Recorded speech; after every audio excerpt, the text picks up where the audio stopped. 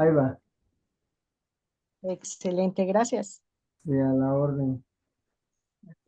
Bueno, vamos entonces a hacer algunos recuentos de lo que habíamos estado trabajando anteriormente. Habíamos dicho con respecto a todo el proceso en el cual nosotros estamos descubriendo principalmente el proceso del alma. La cábala, como también la cosmobiología, es una forma de conocer a Dios, de interpretarlo, pero principalmente de estudiarlo. En esta era de Acuario ya no tenemos que pedir ni alabar, sino que el proceso de trabajo nuestro es estudiar a Dios, interpretar todos sus designios o todo lo que sucede en nuestra vida, los detalles, aquellos pequeños detalles que normalmente tenemos, los vamos descubriendo y vamos ampliando nuestra experiencia y el alma es la que está experimentando todo esto. Habíamos platicado en algún momento que las causas positivas van a llevar a efectos positivos. Entonces, ahí no hubo tanto problema porque estuvimos realmente capturando algunos elementos que se nos estaba yendo para poderlos capturar y hacer una misma reestructuración de todo este proceso. Ahora vamos a ver acerca de la evolución, porque tiene que ver mucho con los ángeles. Los primeros que encontraríamos serían los querubines, luego los serafines. Todo es una serie que en la cábala se va trabajando, se van manifestando, pero nosotros vamos a recuperar ahorita la cuestión de la evolución. Y la primera pregunta que nosotros haríamos dentro de la cábala, en el espacio que nosotros tenemos cuando hablamos del árbol sefirótico, el árbol de la vida, tiene que ver principalmente con Malkut, que es donde nosotros vivimos. Es el mundo donde nosotros nos estamos normalmente realizando y es el alma la que está experimentando el yoga, no el hatha yoga, el nani yoga, el karma yoga, no. El yoga en su generalidad tiene que ver mucho con la experiencia que nosotros tenemos a través de la vida. Y entonces el alma es la que lo recupera cuando nosotros nos vamos, porque tenemos que morir en algún momento. Nuestra alma es la que se lleva todas las impresiones, todo el conocimiento, toda la experiencia. Entonces, aquí en Malkut, donde está la parte del, donde llega el rayo luminoso y de aquí se va de regreso a Keter, vamos a encontrarnos con algunos elementos que tienen que ver con respecto a cómo estamos nosotros uniformados, podríamos decir, en la atmósfera, que tiene cuatro elementos, aunque son más, los cuatro principales es carbono, hidrógeno, nitrógeno y oxígeno. Ozono, oxígeno, nitrógeno. En este caso, nosotros diríamos, bueno, esos elementos, ¿qué es lo que nos pueden, en qué nos ayudan, en qué nos afectan? Cuando hablamos de yoga, la única forma en que nosotros nos podemos afectar con el yoga, con toda esa experiencia que estamos contemplando, es iluminarnos. ¿Qué es lo que buscamos en, en todos los sentidos, tanto en la Gran Fraternidad Universal, la Supernova del Acuario, la masonería, los gnósticos, los teósofos, los rosacruces? Todos siempre están buscando esa iluminación. Entonces el yoga, la experiencia del yoga, por allí en algún momento el maestro Estrada hablaba acerca de cómo nosotros podíamos compensar aquello que nosotros trabajamos, que estamos constantemente en la lucha por el sobrevivir, el alimento, la el transporte, la vida cotidiana que tenemos, pero nunca nos damos cuenta de los detalles y esos detalles tienen que ver mucho con el yoga. Y entonces la evolución está dentro de ese proceso para que nosotros podamos entender que más adelante vamos a hablar cómo también la estructura angelical, todo ese proceso que lo vamos a contemplar más adelante, va a buscarse un parámetro específico, pero esencialmente son cuatro las tríadas interiores. Dentro del árbol sefirótico, Malkut tiene que ver mucho con el cuerpo elemental, que podríamos nosotros decir que es la, el la parte humana, la parte que nosotros estamos tratando de desencajar, de entender todo este proceso para poder alcanzar después esa iluminación que finalmente mm, nadie sabe cuándo se ilumina, solo dicen los cabalistas, solo Dios lo sabe. Es probable que en algún momento nosotros nos iluminamos. Pueden ser segundos en los cuales nosotros de repente sentimos una proyección, algo que nos está dando una pauta, algo que nos está llevando de la mano, algo que no es lo que normalmente pasa en nuestro alrededor. Entonces, tiene mucho que ver ese cambio, esa, ese aspecto de la realización del ser humano. Es en segundos. Y es lo que hablan los cabalistas con el Aleph. Si nosotros queremos entender el Aleph, que es la primera palabra del abecedario del alfabeto hebreo, también tiene mucho una recurrencia. Lo recurrente de esta parte es que nosotros estamos descubriendo principalmente aspectos necesarios de un proceso en el cual son dimensiones o son etapas o son periodos o algo que no es nada más lo que nosotros vivimos. Hay algo detrás de nosotros, delante o sobrepuesto, que son como capas.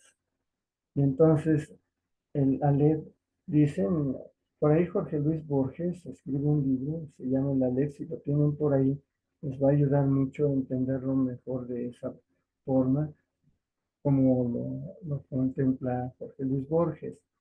Esto es algo importante. Dice que es una especie así como de punto en el cual se va ampliando hasta que llega a ser una luz, algo luminoso, se expande y entonces la persona que está en ese momento experimentando ese proceso, esa dimensión, esos planos, se da cuenta de que está todo en todo.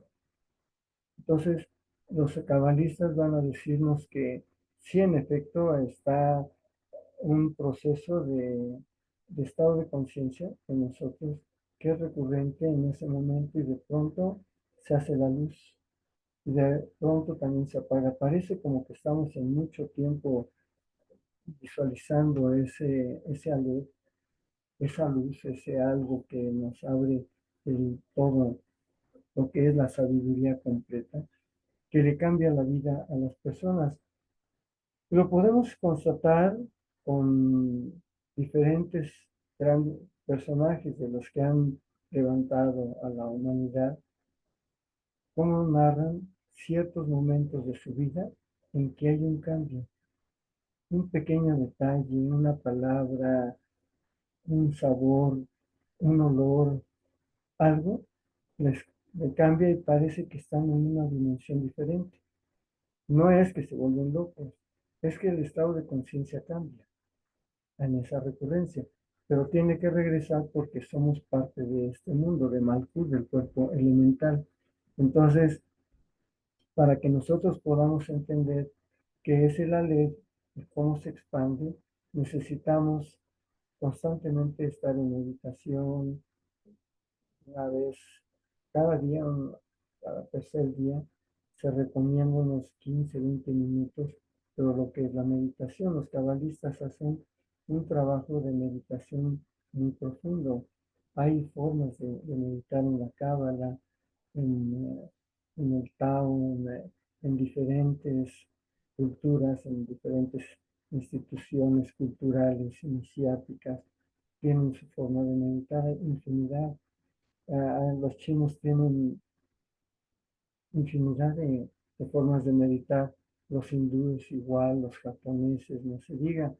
México también, en la estructura del orden mexicano, Mesoamérica, vamos a encontrar que también hay datos con respecto a ese proceso.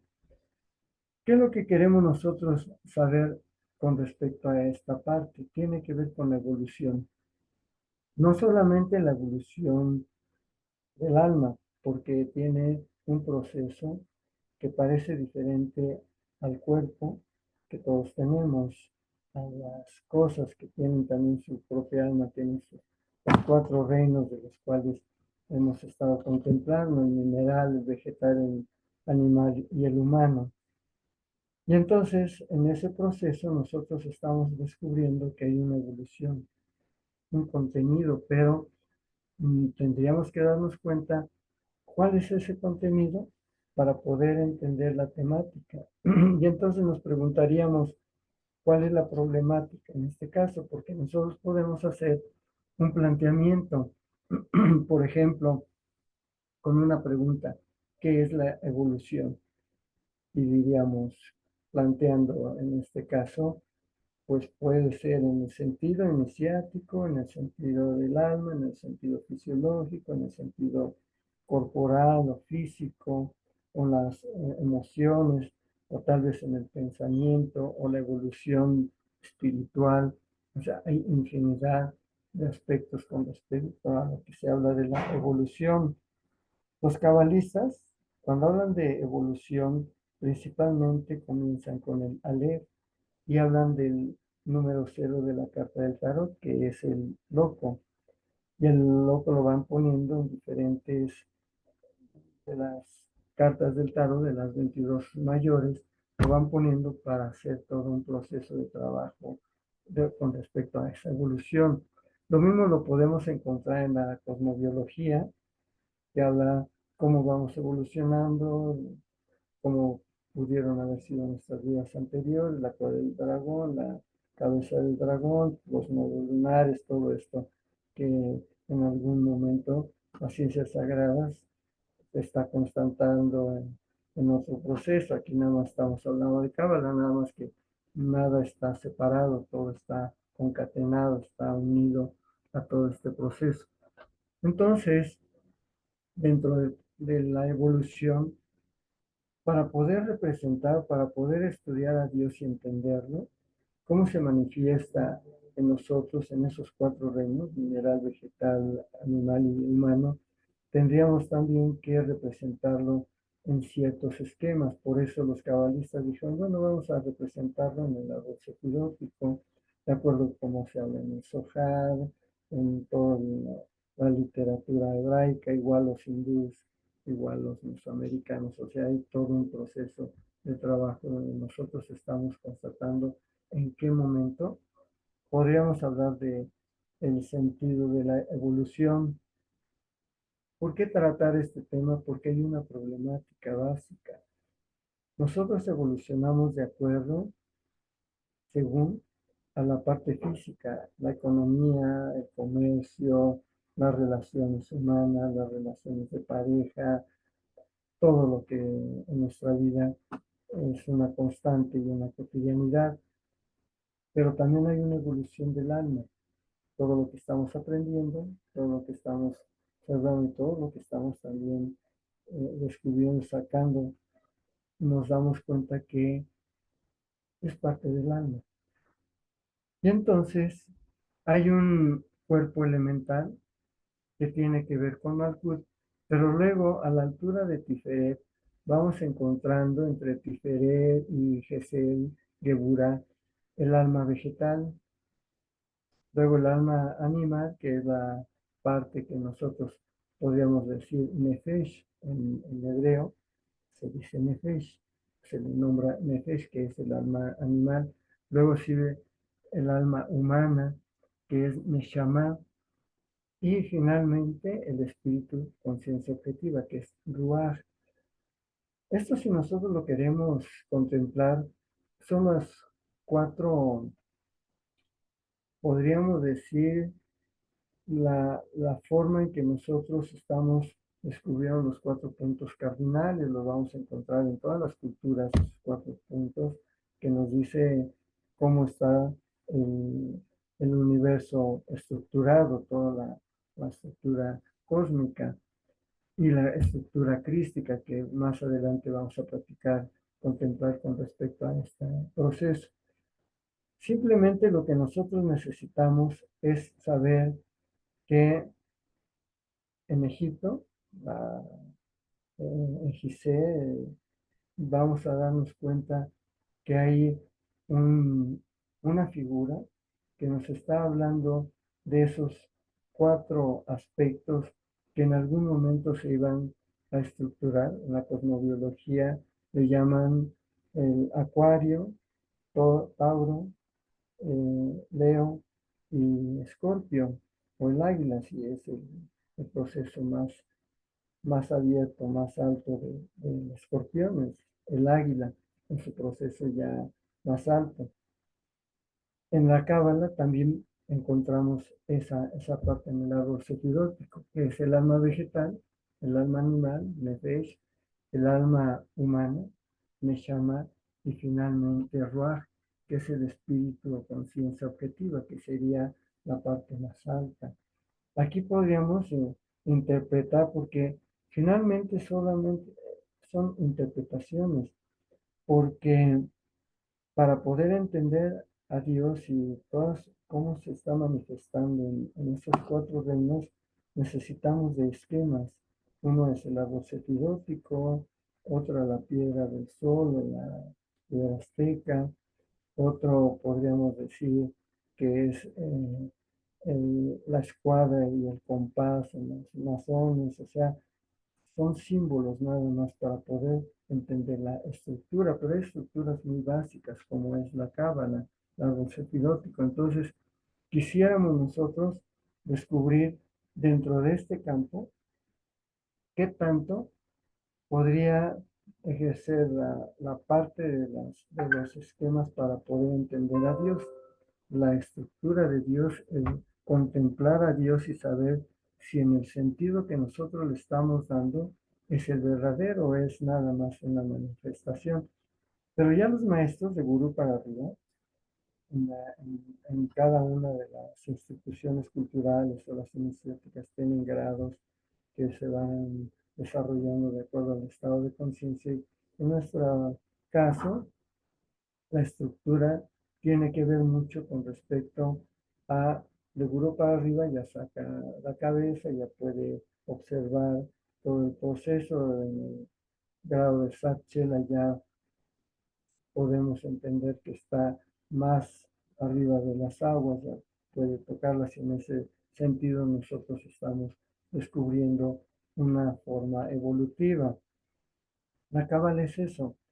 En el Zohar y en la Torah nos habla mucho de la cuestión evolutiva. Por eso hace unos minutos les dije acerca de los ángeles y la lucha que hay de los ángeles.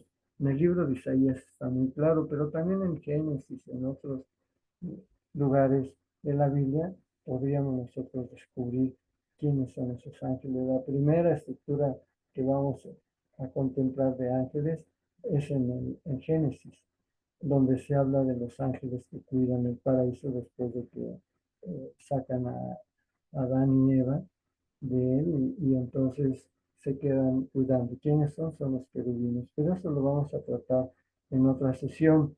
Aquí lo que queremos ver es cómo la evolución no nada más tiene que ver con la parte física, sino también parte del alma y con lo que es una potestad mucho más alta de nosotros, que es, podríamos decir, la iniciática, con palabras, con mayúsculas, todo. Finalmente, nosotros sabemos que hay una forma evolutiva. Pero ¿cómo comenzó todo esto? Si nosotros nada más hacemos caso a lo que es la estructura de los cabalistas, lo que nos van dejando, lo que se va descubriendo, lo que se va proyectando, pues no encontramos gran cosa, porque ahí no queda el proceso evolutivo, sino también tiene mucho que ver con respecto a qué tanto los cabalistas retomaron de la evolución para poder entender cómo va también el alma, cómo va también el proceso del ser humano proyectándose.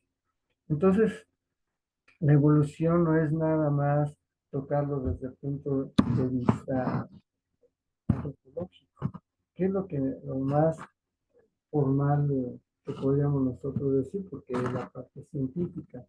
Pero recuerden que estamos en la era de Acuarios y aquí es donde nosotros estamos descubriendo también que ya la ciencia y la religión se van uniendo. Poco a poco las nuevas generaciones ya la van a tener más unida porque la van a estar proyectando. Entonces, lo importante aquí es saber cómo comienza todo. El alma es inmortal. Entonces, si nosotros seguimos las pautas de las cuales nos habla constantemente la Biblia, la Torah, también el Zohar, nos están constantemente hablando con aspectos muy importantes de qué fue en el sentido de la evolución para poder entender a Dios, su manifestación. Lo primero tendríamos que irnos a la parte física, la parte antropológica, para poder entender la parte en la cual el alma está constantemente descubriéndose a sí mismo, su parte de proyección y luego su avance en la historia de la humanidad. Los cabalistas no estaban lejos de todo esto. Nada más que nosotros queremos ver o separar qué es donde deberíamos de tener mucho cuidado, no separar las ciencias sagradas del cauce histórico, del cauce político, del cauce económico, del cauce cultural que tenemos normalmente. Los cabalistas nunca se separaron.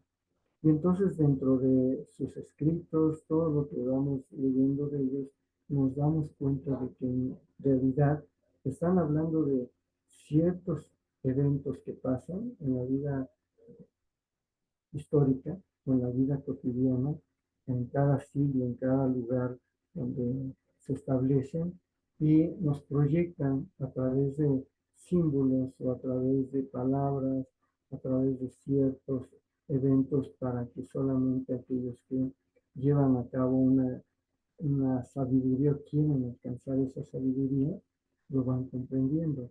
Aquellas personas que solamente quieren el conocimiento, bueno, pues el conocimiento es cultural, lo van agregando cada pueblo al conocimiento, pero no la sabiduría.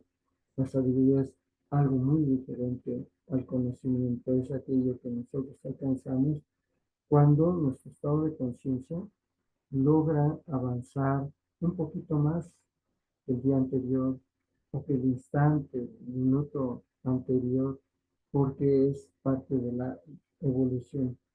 Y entonces, para poder proyectar todo este proceso y entenderlo, necesitamos saber por qué le llaman evolución y por qué la palabra evolución.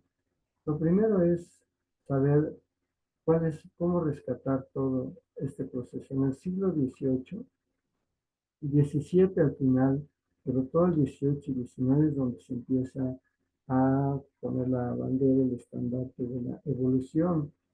No se olviden de, por ejemplo, Charles Darwin, quien estuvo 5 años fuera en un barco que lo llevó a algunas islas para poder entender todo el proceso de las especies. qué es lo que pasa con ellas y cómo están evolucionando, cuáles son los cambios.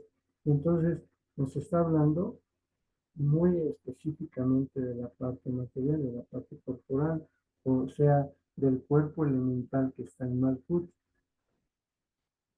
Y nosotros necesitamos entender esa parte para poder después entender que el alma también va con esa evolución, con ese crecimiento, con esa capacidad que tienen todos los seres humanos en la historia de la humanidad. Y por naturaleza humana nosotros vamos a descubrir ciertos elementos que nos van a ir moviendo, así como rascándonos o moviéndonos, cuando necesitamos, por ejemplo, un momento de crisis. Hay crisis en las cuales nosotros nos incorporamos con otras personas para poder salvarlas, pero también debemos aprender a analizar y solucionar los problemas. Los cabalistas tratan de analizar y solucionar problemas muy básicos que tienen que ver con el alma, pero también con la forma de ser de los seres humanos, sus capacidades, sus temperamentos, un temperamento fuerte, cómo tiene que trabajar en el sentido de su capacidad emocional, de su capacidad mental o la capacidad física. Entonces, todo esto no se queda aislado, sino que va también aunado a toda esa fuerza evolutiva. ¿Qué es lo primero que nosotros tendríamos que hablar? Tiene que ver mucho con 500.000 años. Imaginen ustedes este cubículo de la universidad en estos momentos, el cubículo dice, quiero representar la Tierra, o la vida de la Tierra, o la historia de la Tierra. Lo primero es representarlo con una tira, ¿no? Esas tiras que compramos en la papelería o en el lugar donde está la serie, y le voy a dar unas 50, 60 vueltas a todo mi cubículo, y la última parte, o sea, 500.000 años, es el inicio de la humanidad. O sea, la Tierra tiene mucho más tiempo que el ser humano, mucho más tiempo que todas las especies.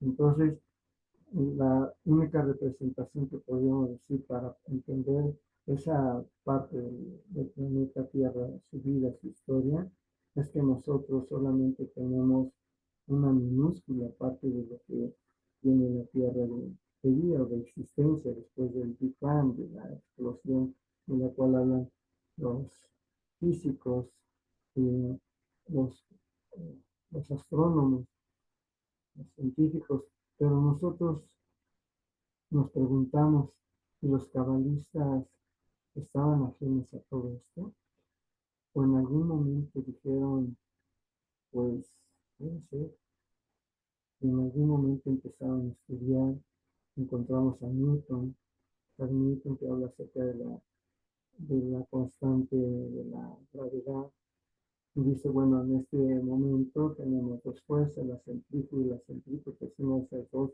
mm, no funciona, nos afecta a nosotros. Si la centrífuga, no tenemos fuerza centrífuga, quedamos amarrados o salimos fuera del plano terrenal, ¿no? Disparados. Pero luego llega Newton explicando que no es así el proceso, que es la curvatura del tiempo.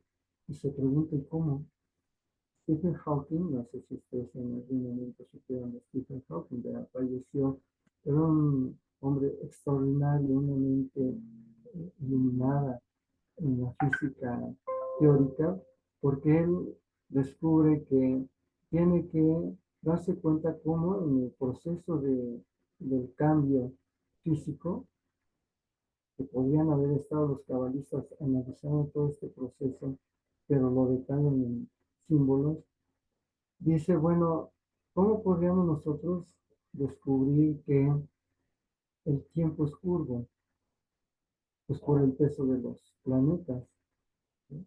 Einstein también había dejado muy cierto esa parte, pero ¿cómo la podemos comprobar? Y Stephen Hawking lo que hace es, a sus discípulos les pide una sábana y pone la sábana en el espacio, la jalan uno de ellos, otro del otro lado y ponen unas esferas de diferente peso. Entonces se va dando cuenta de que ese peso de los planetas, Júpiter un poco más grande, Marte un poco más pequeño, Mercurio, Plutón, la Tierra. Entonces, y se da cuenta la sábana, se hunde, y ahí nos está diciendo que esa es la forma en que se curva el espacio. En la Tierra, en Marte, en Júpiter, cada planeta tiene una una forma de tiempo diferente. El de la Tierra no es la misma, son formas diferentes. Entonces, nosotros estamos reconstruyendo, tratando de reconstruir la parte científica para poder entender ese proceso de cómo se está trabajando, cómo se está llevando a cabo todo el campo de estudio. Entonces, Einstein ya había dado una fórmula, E igual a mc al cuadrado, que tiene que ver con la relatividad.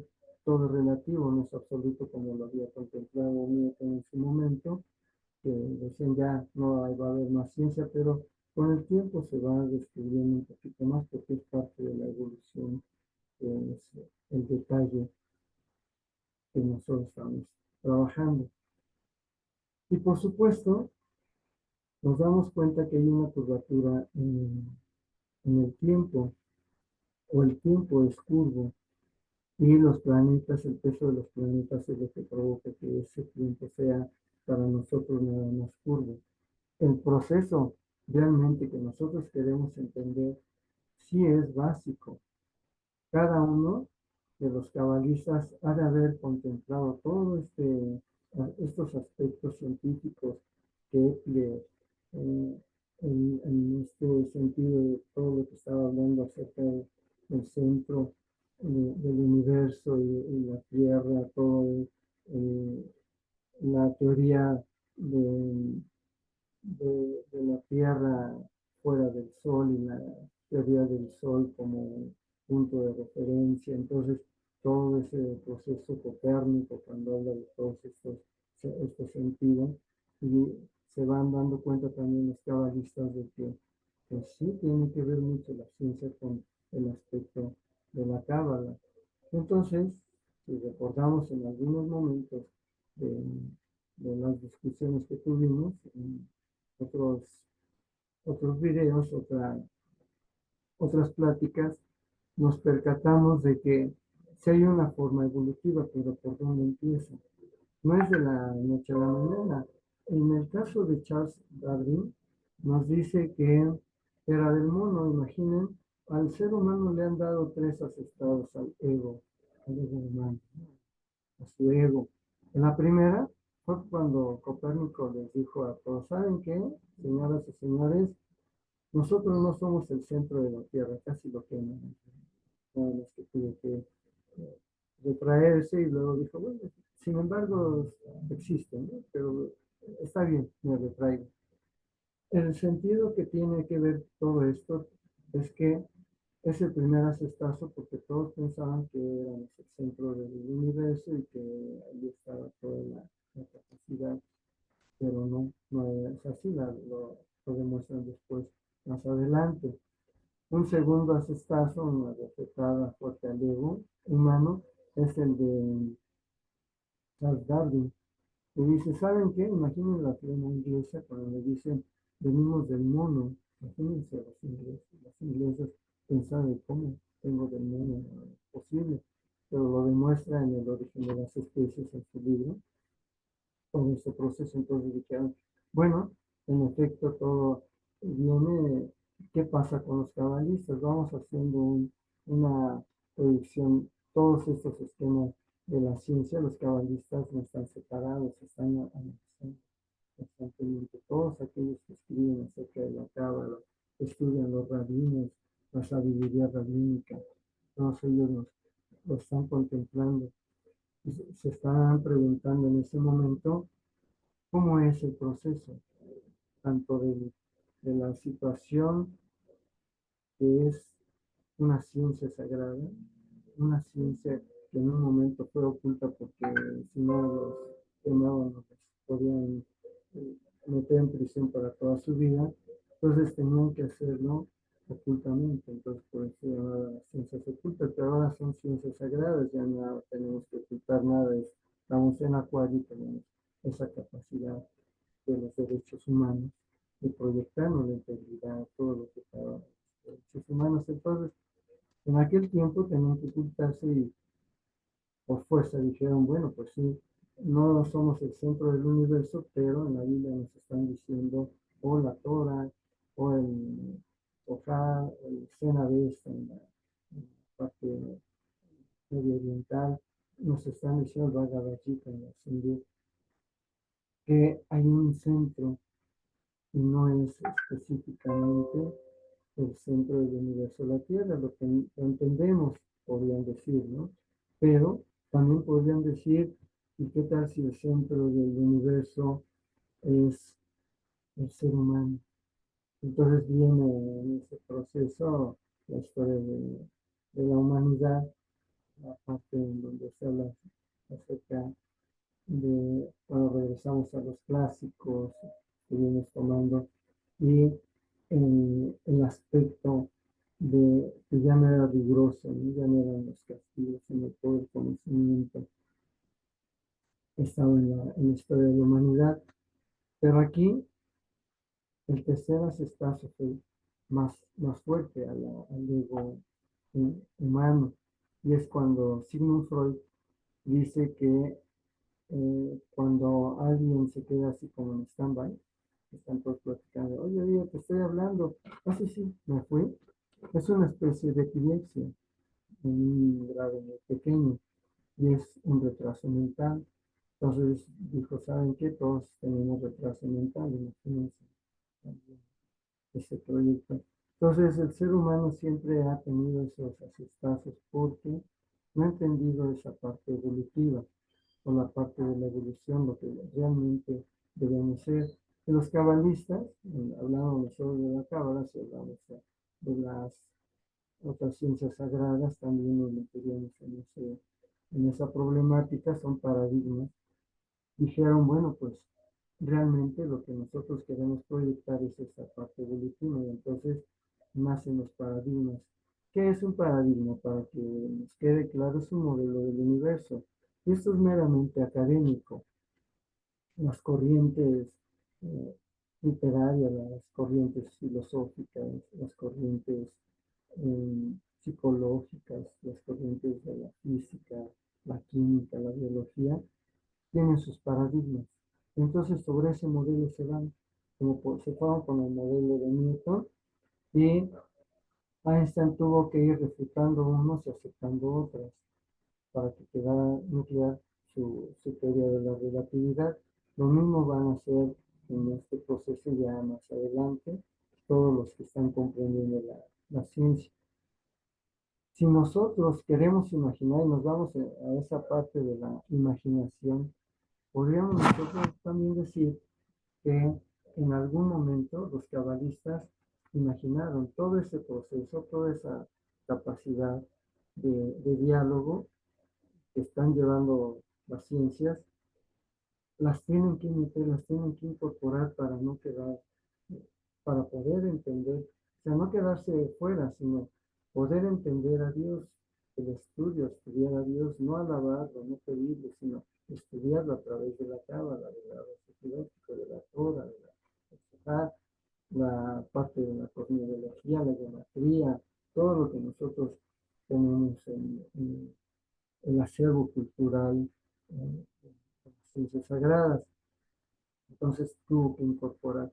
Pero tiene que haber un avance, es un progreso constante, es una continuidad, no puede echarse para atrás. Siempre en todo lo que nosotros hacemos, todo lo que nosotros llevamos, no nos vamos para atrás, sí recordamos, pero no es irse para atrás, cuando damos pasos atrás, parece ser como que nos detenemos o como que estamos rompiendo con una estructura cósmica, pero no es así. Damos pasos atrás cuando nos damos cuenta de que en algún momento tuvimos una capacidad específica, pero ya cuando hablamos de algunas cuestiones ceremonias, todo esto, los pasos atrás no se pueden dar porque es en contra de lo que se está manifestando, en contra de esos círculos, no se puede violar. Entonces, la evolución tiene que ser siempre constante hacia adelante, tiene que ver mucho con el progreso. Entonces, si entendemos los paradigmas, que son modelos del universo, del universo científico, de la biología, de la psicología, de la filosofía, de la literatura, también nosotros tenemos paradigmas personales. Cuando descubrimos el amor, que somos muy jóvenes y de pronto nos enamoramos de, de la cual todas las mujeres que se enamoran del hombre, es un paradigma, es un modelo que tenemos del universo porque nos estamos dando cuenta de que hay alguien que es diferente a nosotros, pero que puede ser parte de nosotros. Cuando descubrimos el escenario, las matemáticas, todo eso es un paradigma personal. Entonces, el alma está vinculada a esos paradigmas.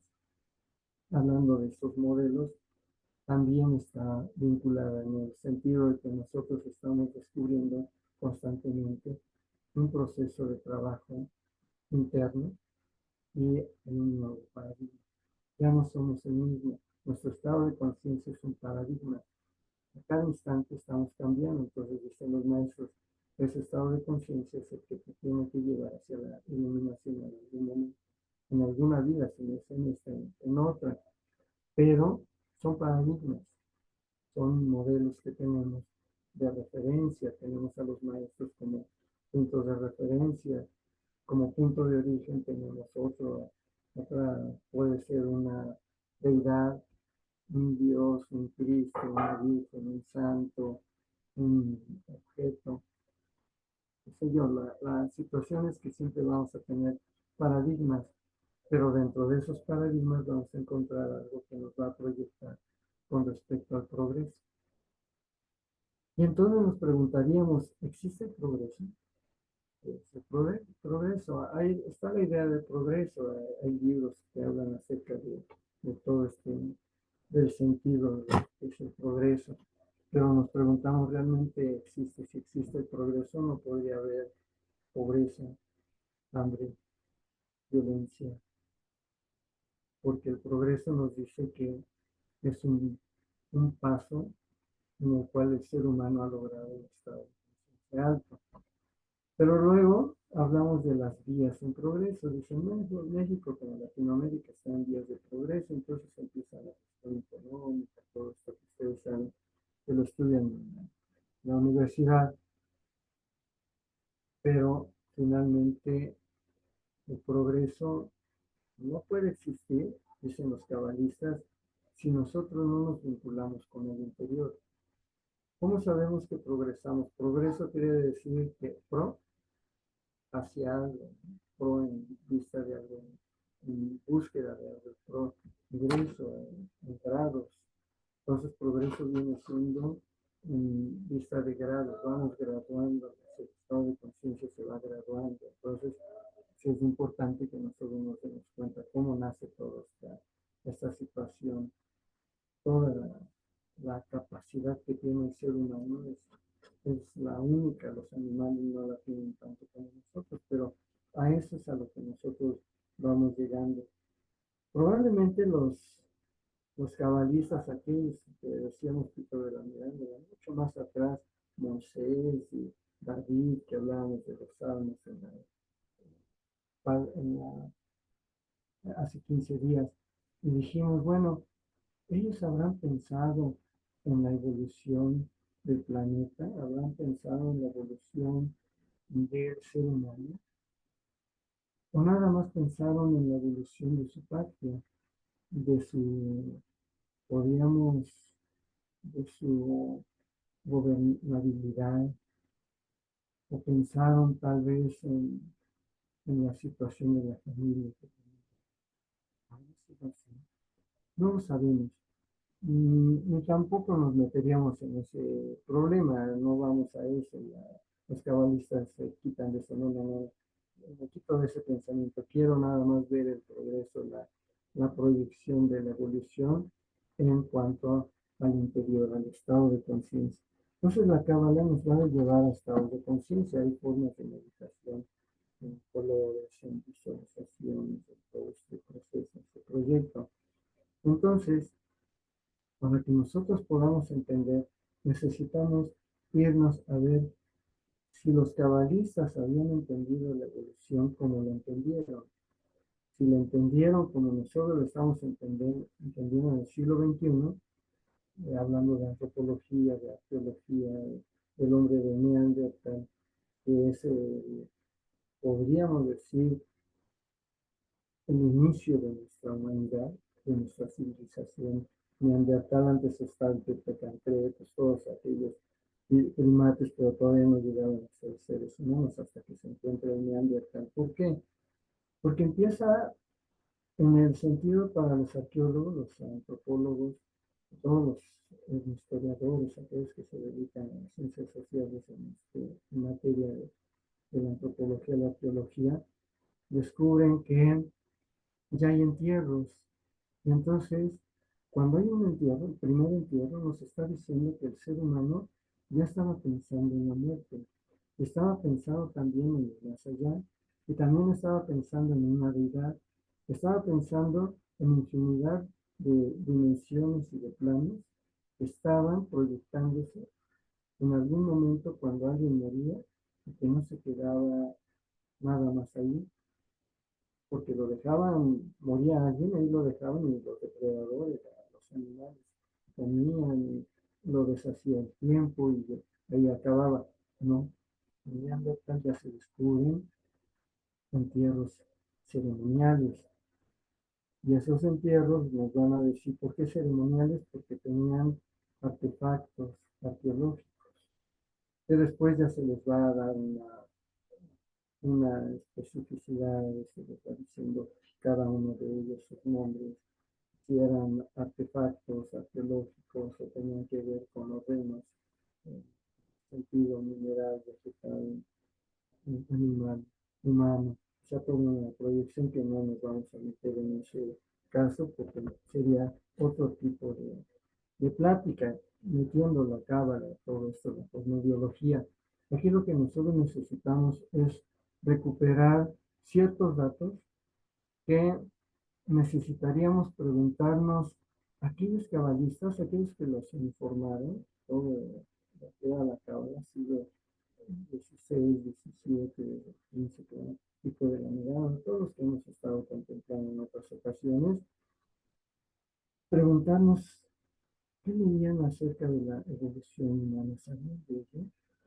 Tenían ciencia cierta, una claridad con respecto al ser humano. En el momento en que viene la proyección neoclásica, o sea, volvemos a los clásicos y el Renacimiento, ¿no? que hablan acerca de toda esta parte de la historia de la humanidad, se preguntaron en algún momento de dónde empezó, cómo empezó todo esto, o nada más era la parte religiosa. Aquí en la era de Acuario ya llevamos 76 años en esta era, a partir del 48, 21 de marzo del 48, ya estamos dándonos cuenta de que en algún momento la sabiduría, el saber, el conocer todos estos procesos es preguntarnos siempre cómo aquellas personas en algún momento creyeron lo que eran los beneficios, pero nos hicieron ver que también estaba la parte del saber. Dentro del proceso de la cábala, de los escritos cabalísticos, nos encontramos que está el saber, que no está perdido, que no separamos. Hay momentos en que el ser humano dice, la era de Piscis, ya separé todo, creer, no es cierto.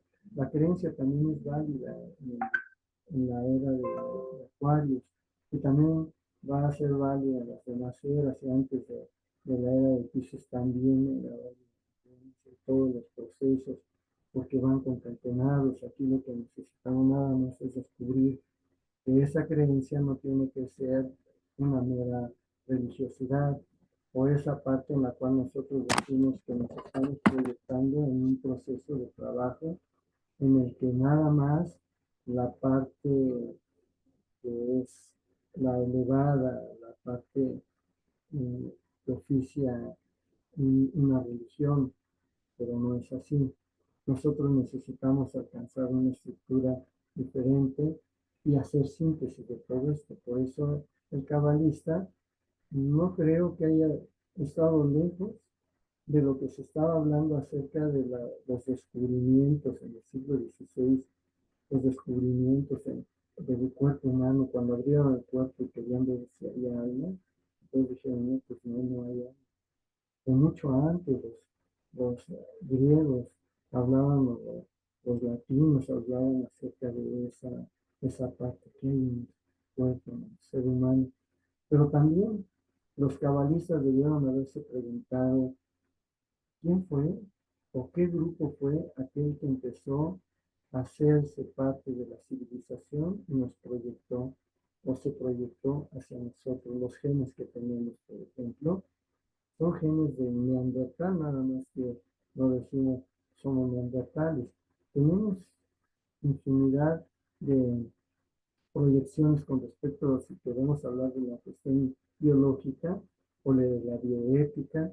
Nos podemos percatar que sí, en efecto, traemos genes antiquísimos, muchos muy antiguos, en los cuales nos hemos proyectado y tenemos allí esos genes nos están retroalimentando y de pronto decimos, nos, me acuerdo de esto, pero nunca lo viví. Los genes también nos están retroalimentando en algún momento. Esa es parte de la evolución y lo ven en el árbol sefirótico. Por ejemplo, cuando hablan de Nefesh, que es el alma animal, o cuando hablan de Neshama, el alma humana, Neshama es algo muy importante, es impactante la palabra Neshama, porque nos está diciendo que hay una alma humana, pero tiene una evolución. ¿Será que porque es inmortal no es evolutiva? Pues no, porque dicen, bueno, un día va a llegar a ser parte de una dimensión o de un plano más alto de lo que nosotros estamos pensando, ya lejanamente en el lado donde está Hoshmat, que termina seguramente. No lo sabemos. Aquí nosotros nada más estamos imaginando, estamos logrando tratar de interpretar qué pasaba con la cábala de la evolución, si estaban en lo cierto o si estaban proyectados todos estos conocimientos cabalísticos en la parte de la cábala. Entonces, el primer cementerio, el primer entierro ceremonial es el que nos está ya diciendo y nos está proyectando de que ya los seres humanos estaban pensando en algo más allá de lo humano. No sé si tengan ustedes ahí aquí una pregunta, alguna duda, pero llegando a esta reflexión, en algunos momentos, en las clases que doy luego a, a mis alumnos de antropología, de arqueología, también yo me pregunto, ¿qué pasaría si nosotros en algún momento nos damos cuenta de que hay ciertas partes de nosotros que siguen siendo muy antiguas, como la época de Neandertal, nos vamos a 500 mil años atrás, que podría ser que tengamos esa estructura? Por allí, Aldous Huxley, no sé si han leído de Aldous Huxley, las puertas de la percepción, un libro extraordinario, habla acerca de todo un proceso de estado de conciencia de los años 60, 70 que proyectaron la época hippie, y luego música muy, muy interesante, pero tiene que ver en este sentido cuáles son las, las máximas en ese proceso. No sé si estoy Muy aquí. respetable. ¿Tienen Sí, preguntas? Sí, quisiera ver alguna pregunta. ¿Ahorita o al final? A la hora que ustedes quieran pueden levantar la mano, ¿no? Porque así, como está todo apagado, yo dije, caracoles, recorcholis, carambolas, estoy hablando con mi computadora por primera vez, pero veo que alguien quiere hablar. Entonces ahí creo que es el Omar Aguilar. Sí, adelante, Omar. Una pregunta. Hola, buenas noches, señor. No se le oye mucho. Eh, a ver, ahí ya se escucha mejor. Sí, ya, ¿Ahí ya ya se me escucha escucho. Sí, mejor? adelante. Sí. Sí, sí, ya. Ah, ya, ok. Buenas noches, señor Wilfrido. Mi pregunta es, según usted, ¿cuál es el máximo punto de la evolución humana? ¿Qué características toma la persona o el alma, la entidad, cuando alcanza ese punto de máximo desarrollo? Esa es mi Bueno, pregunta. sí, gracias, Omar. Mire, la máxima yo creo que es el Cristo. Cristo es el máximo en este sentido, por una razón, porque es el que nos está proyectando, es nuestro punto de referencia, hablando de esa parte máxima. No sé realmente qué otros seres, tal vez alguien que los va siguiendo, ¿no? En este sentido. Cristo, yo pienso, en mi forma de ser, mi opinión, mi propia opinión, como pregunta, pero también la, las cabalistas y muchas otras estructuras iniciáticas hablan acerca de un máximo punto aquí en la tierra, es el Cristo. Pero fuera de la tierra o en otros planos, en otras entidades, en otras vibraciones, probablemente estamos hablando de otra forma de vida, pero que ya no es humano. En lo humano es el Cristo. No sé si quedó la pregunta salvada. Sí. Eh, ¿Cuáles son las características pues, de esta conciencia o de este ser? De ese ser, la evolución crística, luego le sigue Buda, sigue por ahí Krishna, todos ellos características muy propias. Si la leemos en la Biblia, si nos damos cuenta en la Biblia, nos hablan quienes escribieron acerca de Cristo, quienes estuvieron con él y de cerca, los dos nada más apóstoles, nos hablan acerca de su manera de proyectarse ante los demás. ¿Cuántas veces podríamos nosotros decir que habla acerca de odio, de violencia, de una sensación en la cual se se discute acerca de un problema político, social? No, ella está, en este caso, si nosotros vamos leyendo, está proyectándose, está proyectándose hacia algo más allá de lo que es lo meramente humano. Y nos está diciendo, pueden pasar también ustedes, pueden seguir en ese proceso, pueden alcanzar una proyección máxima también seguirlo, ¿no? De nosotros seguimos el paso de Cristo, pero también podemos seguir un paso en el cual nosotros vamos proyectándonos de acuerdo a las necesidades que tenemos, nuestro temperamento, tal vez nuestras posibilidades. Hablamos de yoga, por ejemplo, tai chi, el kung fu, los maestros chinos, ¿no? En el caso del Tao, el Tao Te Ching, si van de ustedes, se dan cuenta de que hay una forma en la cual nosotros podríamos estarnos proyectando. Serían esas unas características, son infinidad de características, que podríamos también hablarlo en un sentido de cómo es la cosmovisión en el caso de ese proyecto estándar, de, no es la sociedad, que está eh, prácticamente visualizado, sino es punteado, porque ese conocimiento es el que alcanza el ser humano. Podríamos decir que esa es la proyección. Pero si hablamos antes de Cristo, podríamos también expresar con respecto a esa naturaleza humana el pensamiento. Es una de las características que tiene el ser humano en la evolución, una todas las que nosotros podríamos estar hablando, que con frecuencia es el pensamiento, el lenguaje, es otra de las características.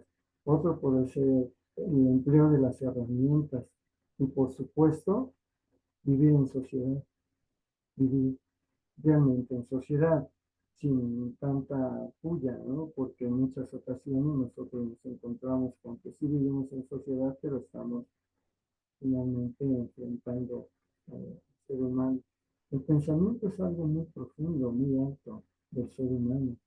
No hablando ya a nivel crístico, que algún día, si es que lo alcanzamos, es esa parte, pero sí podríamos nosotros establecer una análisis, solución de problemas, el pensamiento.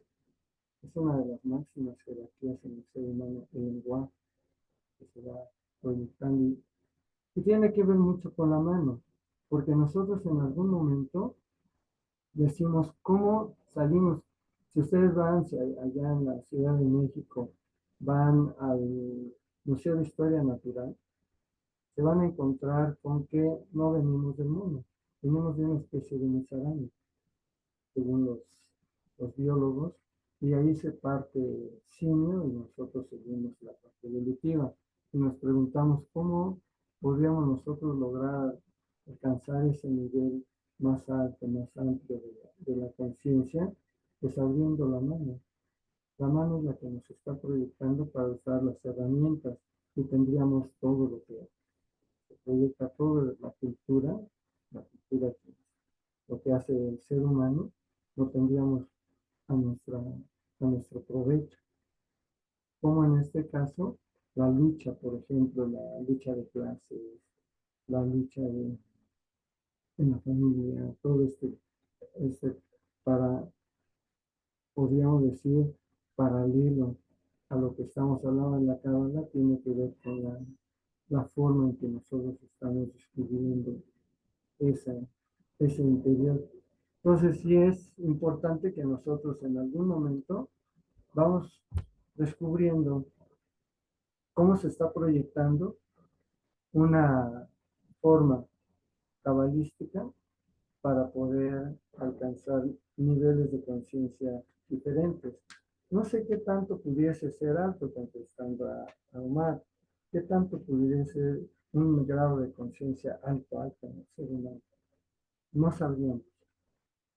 Y es más, cuando alguien haya alcanzado, si alguien alcanzó un grado de conciencia alto, no lo va a decir, nadie le va a creer, nadie lo va a llegar a concientizar como tal, va a decir, no, pues está loco, está loca, ¿no?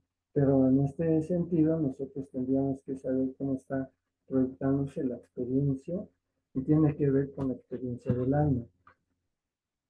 Y si es que existe el alma en este proceso, nosotros tendríamos que ver un paralelo con ello y nuestra evolución física. Y entonces ahí es una forma de proyectarnos para poder saber todo, toda la capacidad que tiene el ser humano para proyectarse. ¿Cuáles serían los niveles de proyección que nosotros tendríamos? Infinidad. El ser humano se proyecta de acuerdo a sus capacidades y a su temperamento. Hay temperamentos muy fuertes que se proyectan, logran salir, pero hay temperamentos también muy suaves que también se proyectan de alguna otra forma y se pueden lograr encontrar en situaciones difíciles, porque cuando hay una crisis, nosotros nos damos cuenta del estado de conciencia que tiene la persona al superarlo. ¿Cómo lo supera más rápido, más lento? Entonces, es de acuerdo al temperamento, de acuerdo a sus posibilidades, su capacidad de entender por qué le está sucediendo eso. Es como que nos avienta, ¿no? Una crisis nos avienta a darnos cuenta de cómo nos estamos proyectando y cómo estamos avanzando. En otro tiempo, esa misma problemática no lo hubiéramos pasado y en este tiempo sí. ¿Por qué? ¿Qué fue lo que cambió? Hacemos una especie de cuadratura, ¿no? ¿Qué pasó en otro tiempo que algo así parecido a una crisis y similar ya la pudimos lograr avanzar. ¿Será la experiencia? ¿O será que los cabalistas en algún momento dijeron, pues es parte del rayo luminoso, ¿no? Que viene bajando y que nos va iluminando de acuerdo a esas necesidades que teníamos, a ese temperamento, pero también la forma de producción que tenemos, cómo somos con la familia, por ejemplo, cómo sentimos a la familia, cómo nos proyectamos con la familia. Entonces, todo ese proceso tiene que ver mucho con respecto a la parte evolutiva. La mano es lo que nos ha ayudado a tener herramientas, pero también a tener un lenguaje. Luego inventamos los lenguajes de acuerdo a los espacios y tiempos en los que vivimos, ahí está un lenguaje diferente y tenemos que aprenderlo para podernos relacionar, pero puede también haber un lenguaje en el cual nosotros pudiésemos proyectarnos más en confianza. Y dicen, bueno, el lenguaje más cercano al ser humano y a esa proyección del estado de conciencia puede ser el pensamiento, lo que nosotros proyectamos. Todo es mental, dicen las 7 leyes en equivalen, todo es mental. Porque hay un momento en el cual nosotros decimos, quiero hacer una silla, la mentalizamos y finalmente todo lo que está proyectado en nuestro alrededor, todo, es mental porque lo estuvimos corroborando en ese proceso mental antes de llevarlo a la práctica. ¿Será también que la vida es una proyección de algo o de alguien?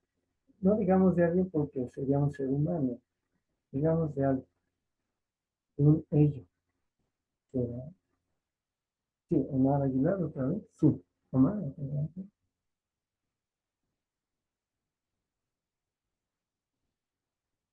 No, no se le oye, no se le oye Está mucho. apagado Ah, tu está, ya, micrófono, Omar. está un poco. Sí, espero que se Adelante, escuche adelante, bien. Omar. Estoy aquí hablando con micrófono. Este, como que se me quedó un poco como con el pensamiento, hablando de pensamiento, como para aclarar la situación, de que lo que está diciendo que para alcanzar la conciencia crística, este, es difícil o casi imposible para el humano. No, no creo. La vamos a alcanzar algún día, ¿no? El objetivo es que la alcancemos, que sigamos los pasos, pero si siempre odiamos, si siempre estamos en choques, si siempre estamos en reflexiones contrarias, no nos detenemos, pero no quiere decir que no la alcancemos. Seguramente que la tenemos que alcanzar en algún momento, si no es en esta vida y siguiendo los que dicen, bueno, hay reencarnaciones, hay encarnaciones, podría ser una excepción. Pero puede ser en esta vida si nosotros nos proyectamos desde el punto de vista de la experiencia del yoga, experimentando todo este proceso. Entonces, tal vez la mayoría de ustedes hacen yoga, pero no el hatha yoga, karma yoga, nani yoga, bhakti yoga, ese es otra cosa. No, el yoga, la experiencia del yoga, la parte en la cual nosotros nos damos cuenta de quiénes somos y para qué somos. ¿Por qué convivimos con una persona que nos está haciendo daño o que nosotros estamos haciendo daño cuando podemos convivir con otras personas a solas sin necesidad de, de convivir con esas personas que nos están haciendo daño, que nosotros hacemos daño? El ser humano tiene que ir recuperando. Entonces, es graduado. Son graduaciones. Yo pienso que los psicólogos también nos pueden ayudar en decir, bueno, el estado de conciencia puede llegar a aclararnos paso por paso y decir, en algún momento vas a llegar a una conciencia crística, pero nos preguntamos, ¿realmente es una conciencia crística? ¿Cristo tuvo una conciencia crística? Porque lo proyectan en los libros, en los apóstoles, y entonces nosotros nos preguntamos, ¿será? ¿Será posible? ¿Habrá alguien que llegue a ese momento que dicen, bueno, él caminaba en las aguas? Dice, ¿habrá sido cierto? ¿Por qué nosotros tendríamos que negar o aceptar o preguntarnos, tener la incertidumbre? Porque somos seres humanos. Aquí lo que necesitamos es, si no alcanzamos la conciencia crística, por lo menos alcanzar un estado de conciencia en el cual nuestra alma pueda haberse logrado avanzar en el sentido de cuál fue su misión, que habíamos hablado en otros momentos, se estuvieron en que la, la parte básica de la proyección del alma es estar siempre en una constante evolutiva. Y entonces, será en lo posible que nosotros en un momento dado podamos proyectarnos en una forma más viva, más de prudencia, ser más prudentes, tener más sabiduría en nuestros hechos, en lo que contemplamos, en estas pláticas, por ejemplo, ser más sabios en lo que estamos tratando de transmitir para proyectar ciencias sagradas. ¿Cómo podría ser? ¿Qué nos puede decir de todos los que están ahorita presentes? Son 12. ¿Quiénes nos pueden ayudar a ver, reflexionen? ¿Será posible que alcancemos un estado de conciencia más evolucionado que el que empezamos cuando nacimos? Sí lo vamos a alcanzar, pero ¿será la única vida? ¿O habrá más vidas? ¿Será el alma eterna? Los cabalistas lo contestan. Y esto es muy importante, muy interesante, porque hablan de que sí, en efecto, hay reencarnaciones, existe la reencarnación, y los hindús también lo están siempre proyectando, siempre contemplando. Sí existe la reencarnación y sí existe ese estado de conciencia crístico, pero hay que saber cómo llegar a él, cómo lograrlo. Sí, adelante, respetable Luisa. Sí, buenas noches a todos. Los hermanos tibetanos dicen que está la rueda del samsara y esta consta de 14 vidas. Ajá, Entonces, claro. en esas 14 vidas aprendemos lo que tenemos que venir a aprender en esa vida. Sí, así es. Y por medio de ello, del aprendizaje, sí se llega a un estado de conciencia más elevado. Eh, Como usted bien lo dice, todo está en uno, si lo quiere hacer o no lo quiere hacer, porque si nos dan los parámetros para hacerlo, pero sin embargo decimos tenemos otras vidas para poder lograrlo, pues nos estancamos, ¿verdad? Claro, Pero eh, el- los maestros tibetanos sí dicen, en cada vida tú puedes ir elevando tu estado de conciencia.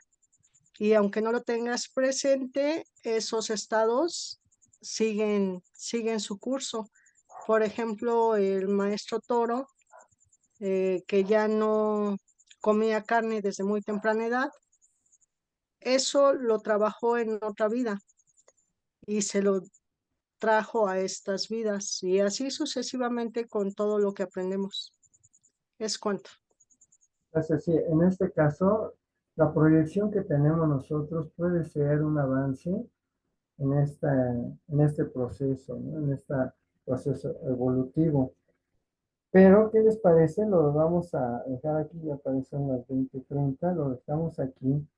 Y dentro de 15 días viene la segunda parte, por eso pusimos allí el concepto de la evolución en la Cábala, para que podamos entender más a fondo, porque nos vamos a meter en una serie de conceptos y vamos a hacer una matriz categórica, donde por categorías nos vamos a ir delineando cuáles serían los objetivos que nosotros estamos proyectando, porque finalmente cuando hacemos el yoga, tenemos la experiencia del yoga, lo tenemos todo.